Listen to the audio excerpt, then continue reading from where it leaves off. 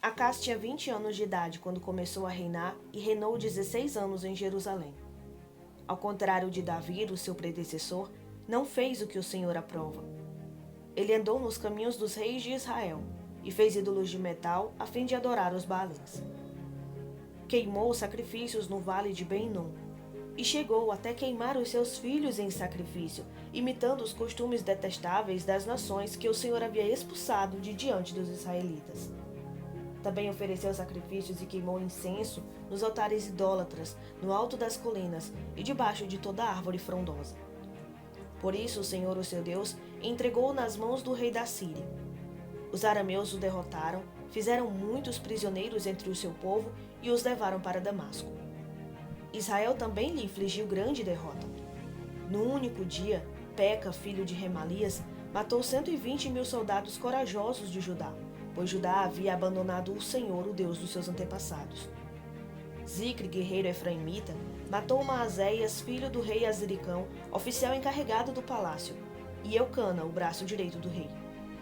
Os israelitas levaram para Samaria 200.000 prisioneiros dentre os seus parentes, incluindo mulheres, meninos e meninas. Também levaram muitos despojos.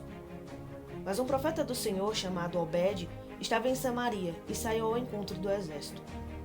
Ele lhes disse: estando irado contra Judá, o Senhor, o Deus dos seus antepassados, entregou-os nas mãos de vocês. Mas a fúria com que vocês os mataram chegou aos céus. E agora pretendem escravizar homens e mulheres de Judá e de Jerusalém. Vocês também não são culpados de pecado contra o Senhor, o seu Deus? Agora ouçam-me. Mandem de volta os seus irmãos que vocês fizeram prisioneiros, pois o fogo da ira do Senhor está sobre vocês. Então Azarias, filho de Joanã, Berequias, filho de Mesilemote, Jeisquias, filho de Salum, e Amasa, filho de Adlai, que eram alguns dos chefes de Efraim, questionaram os que estavam chegando da guerra, dizendo: não tragam os prisioneiros para cá. Caso contrário, seremos culpados diante do Senhor. Vocês querem aumentar ainda mais o nosso pecado e a nossa culpa? A nossa culpa já é grande e o fogo da ira está sobre Israel. Então os soldados libertaram os prisioneiros e colocaram os despojos na presença dos líderes e de toda a assembleia. Aqueles homens citados nominalmente apanharam os prisioneiros e com as roupas e as sandálias dos despojos vestiram todos os que estavam nus. Deram-lhes comida, bebida e bálsamo medicinal. Puseram sobre jumentos todos aqueles que estavam fracos. Assim os levaram de volta a seus patrícios residentes em Jericó, a cidade das palmeiras, e voltaram para Samaria. Nessa época, o rei Acás enviou mensageiros ao rei da Assíria para pedir-lhe ajuda. Os edomitas tinham voltado a atacar Judá fazendo prisioneiros, e os filisteus atacaram cidades na Cefelá e no sul de Judá. Conquistaram e ocuparam Bet-Semes, Aijalon, Gederote, bem como Socó, Tímina e Ginzo com os seus povoados. O Senhor humilhou Judá por causa de Acás, rei de Israel, por sua conduta desregrada em Judá, muito infiel ao Senhor. Quando chegou Tiglat-Pileser, rei da Assíria, causou-lhe problemas em vez de ajudá-lo. Acás apanhou algumas coisas do templo do Senhor, do palácio real e dos líderes e ofereceu-as ao rei da Assíria, mas isso não adiantou.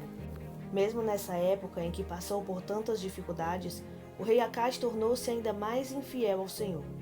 Ele ofereceu sacrifícios aos deuses de Damasco, que o haviam derrotado, pois pensava: já que os deuses da Síria os têm ajudado, oferecerei sacrifícios a eles para que me ajudem também.